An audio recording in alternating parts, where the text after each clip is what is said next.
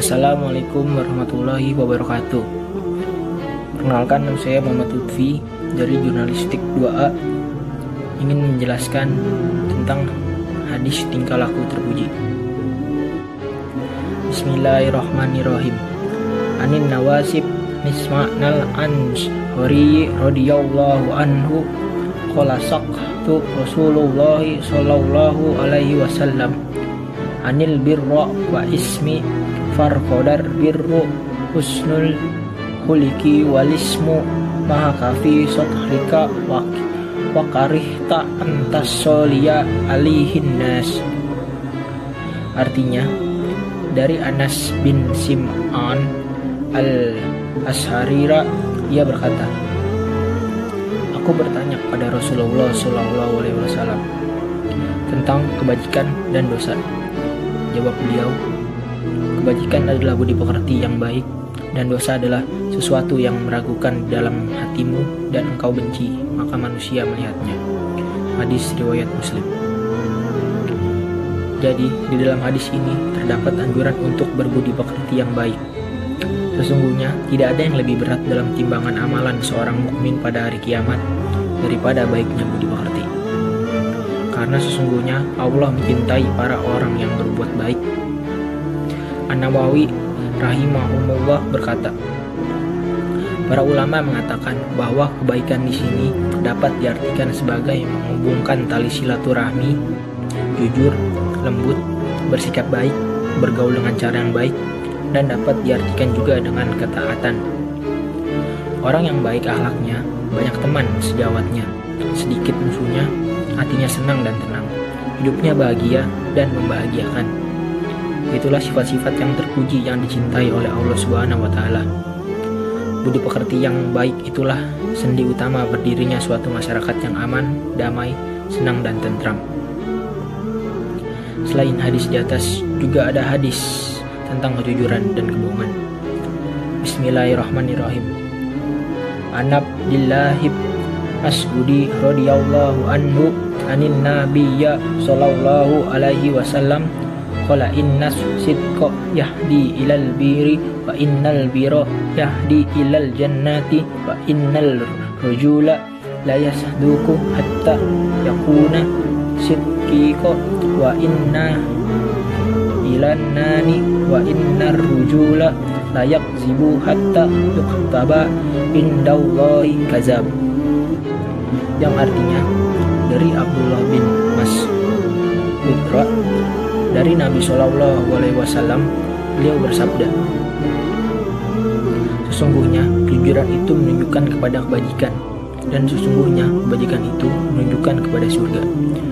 Sesungguhnya seorang itu berbuat jujur sehingga ia menjadi orang yang sangat jujur, dan sesungguhnya dusta itu menunjukkan kepada kejahatan, dan sesungguhnya kejahatan itu menunjukkan kepada neraka. Sesungguhnya seorang itu berbuat dusta sehingga ia ditulis di sisi Allah sebagai pendusta. Hadis riwayat Al-Bukhari dan Muslim.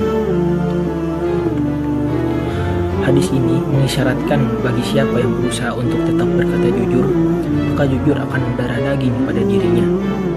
Dan barang siapa yang dengan sengaja berdusta dan selalu berkata dusta, maka sifat ini juga akan mendarah daging pada dirinya. Para ulama berpendapat bahwa dalam hadis ini terdapat dorongan untuk selalu berkata jujur, dan terdapat peringatan bagi dusta dan menganggap remeh sikap dusta. Karena jika menganggap remeh berdusta dapat membuatnya banyak berdusta dan juga akan terbiasa berdusta. Bismillahirrahmanirrahim. An Abi Hurairah radhiyallahu anhu anin nabiyya sallallahu alaihi wasallam qala manahza amwalan nasi yuriddu ada'aha adallahu anhu wa man ahoda yuriddu atlafaha atlafahullah.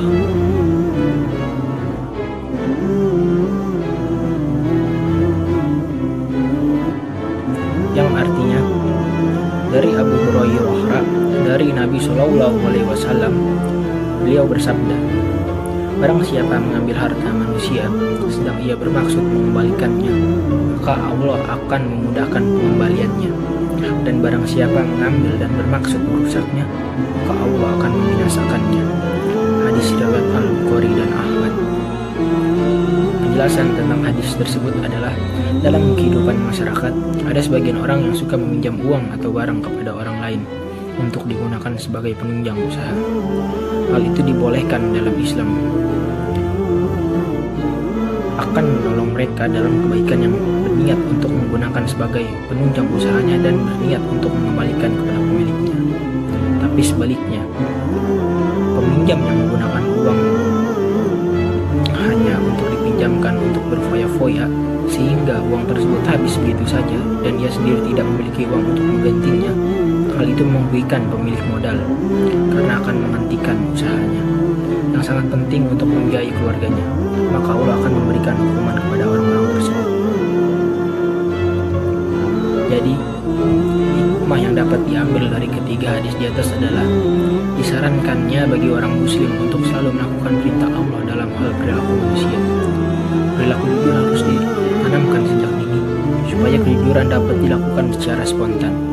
Mengingat Allah serta siksaannya menjadi tumpuan orang muslim dalam berperilaku, sehingga itu semua dapat mengarahkan ke perilaku yang sesuai ajaran Allah. Dari ketiga hadis tersebut, kita dianjurkan untuk selalu bertingkah laku terpuji dalam kehidupan sehari-hari. Tidak ada yang lebih berat timbangan amalan seorang mukmin pada hari kiamat daripada baiknya budi pekerti. Karena sesungguhnya Allah mencintai orang-orang yang berbuat baik. Kebaikan di sini dapat diartikan sebagai menghubungkan tali silaturahmi, jujur, lembut, bersikap baik, bergaul dengan cara yang baik, taat, prasangka baik, dan lain-lain. Ketika seorang itu bersikap jujur, maka kejujuran akan membimbing pelakunya menuju surga dan sebaliknya.